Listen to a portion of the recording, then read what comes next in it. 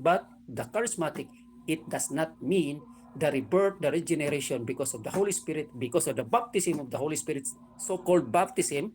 Hindi nga eh. Hindi nga so-called baptism of the Holy Spirit. This is a renewal. This is a renewal, but not sacrament. Intindihin natin ito mga kapatid. So, ang only sacrament po ang natanggap at natanggap na ang power, natanggap na ang gifts of the Holy Spirit nandoon po sa baptism. Together po. Because of the Holy Spirit during the time of baptism. After the baptism, we have already the Holy Spirit together.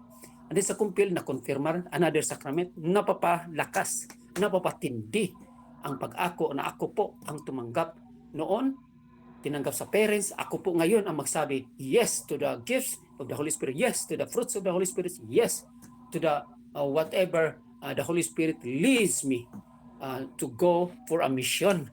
Ganun po ang kumpil. While sa ating charismatic, hindi yan sacrament, kundi pagre-renew lamang kung ano naman ang nangyari sa baptism, sa kumpil, at hindi sacrament yan. Kaya tandaan na natin na mayroon pa yung hierarchy.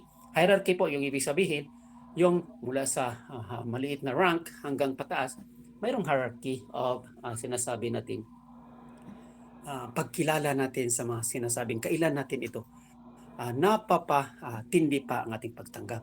So nauna pala sa baptism, sunod sa kumpil at sacrament iyon. Sa charismatic po ay that is a renewal and that is refreshing. Yes po, baptism of the Holy Spirit, so-called baptism of the Holy Spirit, but it is not because it is not a sacrament. So it is a renewing of the Spirit within us because what we have done and what we have received from the baptism. Okay? So matindi din ito. Pinapatindi natin. Pinapantig pa rin natin sa charismatic. Ito, to recall and to exercise what we have had in or during baptism and confirmation. Okay na ba? Klarado ito mga kapatid? So, kaya nga, address din natin sa mga ibang nag-interpret dito, lalo na sa the same chapter of John, chapter 3, verses 1 to 8. Okay? Tandaan natin mga kapatid, may mga rami kasing sikta, denominasyon na the same din gumamit ng salita, yung verses na ito, chapter na ito, at dinagdagan nila at tinataguyod din ng salita, born again. Okay, born again. Totoo yan. Kasi sinabi naman sa John chapter 3, verse 3, okay, born again. Okay, pero wag po diyang ihinto. Kasi ang buong chapter ay nandoon, born again, chapter 5, verse 7, chapter 5, verse 5, verse 7 hanggang 8, nandoon po, born again of the water and the Spirit. So hindi pala. Okay. So, ibig sabihin, born again of the water and the Spirit from the baptism, from the kumpil.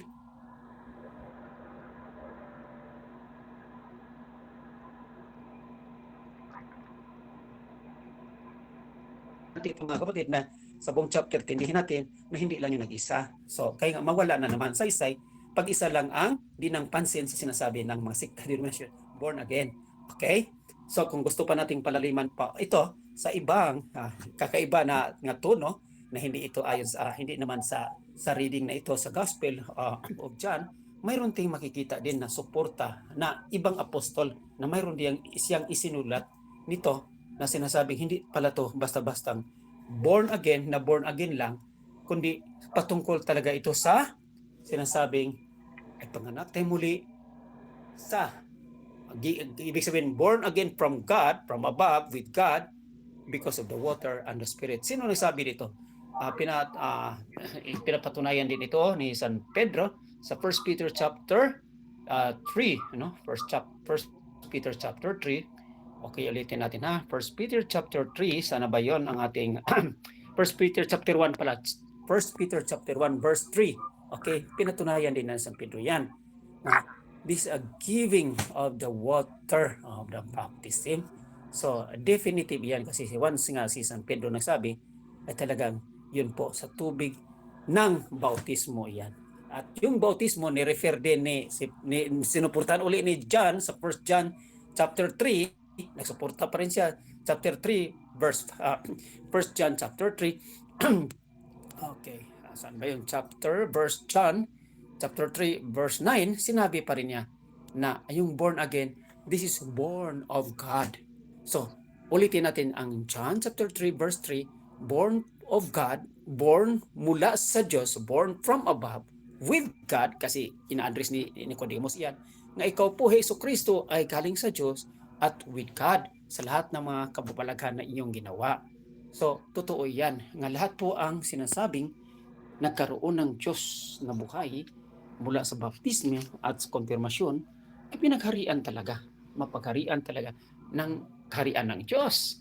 Kasi nandoon na yung paghari ng Espiritu Santo, nandoon na yung tubig na ginaganap ni Hesus Kristo, ang paglilinis. Ano pa, at mula pa sa Diyos at kakasama pa ang Diyos. Totoo na pagharian. Okay? So, pero nandoon ang lahat patungkol sa baptism at sa kumpil. So, hindi yun, anong tawag doon, hiwalayin ang John chapter 3, verse 3. Magkaisa lahat yan patungkol sa sacrament of baptism and confirmation. Okay? So, importante ito. So, yung born of God, 1 John chapter 3, verse 5, born of the water, baptism of the water, 1 Peter chapter 1, verse 3, yun mga referensya yan nagsuporta dito po. Na hindi yun hantong lamang sa sinasabing pagbagong anyo, yung sinasabi sa mga born again Christians, ang pagbagong anyo, ang pagbagong balik sa loob ng Diyos, at kahit na hindi na lang dadaan sa sakramento ng binyag at sa confirmation. Hindi po yan totoo. Okay? Kasi hindi naman hiniwalay ang chapter na mga verses na yan. Verses 1 to 8 talaga iyan. So, importante ito mga kapatid. So, ngayon, next po, yung sinasabi natin, yes po, nandoon kasi tayo sa spiritual meaning, yung rebirth, spiritual regeneration, pinapaintindi natin ito agad at dito pinapaantig sa ating gathering, sa mga prayer meeting natin sa charismatic. Yes po, mula sa baptism, mula sa kumpil, mula sa ating pag-renew na living of the Holy Spirit, sa charismatic po, we have this spiritual regeneration. We have this spiritual rebirth. We are all born again, not of the sectarian, but born again because of the renewing spirit we receive from the baptism and the sacrament of confirmation from of God, from above. Bihis tayo, we are vested, no? Close sa sinasabing kapangyarihan ng Diyos, kaharian ng Diyos, lalo na ang kapangyarihan, ang pagkalinis-linis ng dugo. Kasi nilinasan tayo sa dugo ni Hesus Kristo. Kaya nga yung binyag natin i-recall na ay yung kaparaanan ni Jesus sa passion, death, and resurrection, nilinis tayo at nabuhay muli. So imagine, tingnan natin mga kapatid na itong 1 John, John chapter 3, 1 to 8, nandoon pa rin si Hesus Kristo nagsalita. Nga yes, mula sa Diyos, with God, kasama ang Diyos. Pero bumabalik yon sa Kanya pa rin. Kung intindihin natin, si Kristo po ang siyang unang persona ang nagdala nito sa paglinis sa tubig at darating Espiritu Santo at mula sa Diyos. So, tatlong personas pa rin ang umiiral. So, hindi po ito hiwalay. Okay? So, importante talaga ito nga. They are working together for the benefits of humanity. So, each person po is God. God, Jesus Christ is God. Jesus Christ is God. God the Father is God. Okay? The Holy Spirit is God. Taken individually, Taken individually, God yan. Taken together, still God. Pero one God. Yung mga ganyan. Kasi taken together, perfectly united. Taken together, lovingly united. So, ibig sabihin talagang, kung taken individually, God. So, individual person, Jesus Christ is God. Individual person, as Father is God. Individual person, Jesus Christ. And they are taking together, nung maghanap, nagpapadaloy sa kanilang mga biyaya si Kristo, Ama at Espiritu Santo para sa atin na mapasok tayo sa sinasabing kaloob ng Diyos mula sa tubig, sa Espiritu at katotohanan. Yan sinasabing si Jesus ang katotohanan, daan at ang buhay. Diba?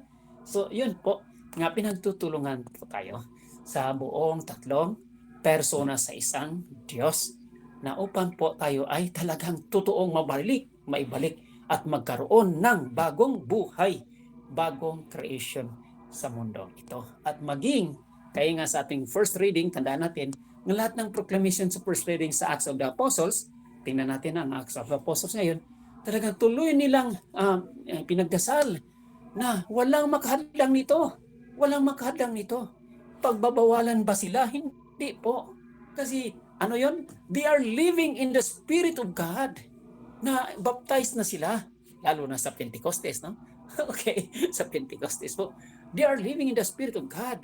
They are living in the baptism of Jesus Christ through passion, death, and resurrection of Jesus Christ. No? The water na in-engage ni Kristo sa buhay niya, the water na in-engage ni Kristo sa passion, death, and resurrection niya, ay talaga pong, yun ang pinoproklama sa first reading.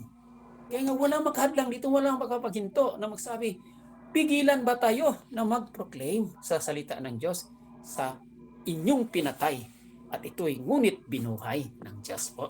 At siya'y nakapagligtas sa ating lahat. So, amen po mga kapatid. Purihin ang Diyos po. Maraming salamat. So, talaga na.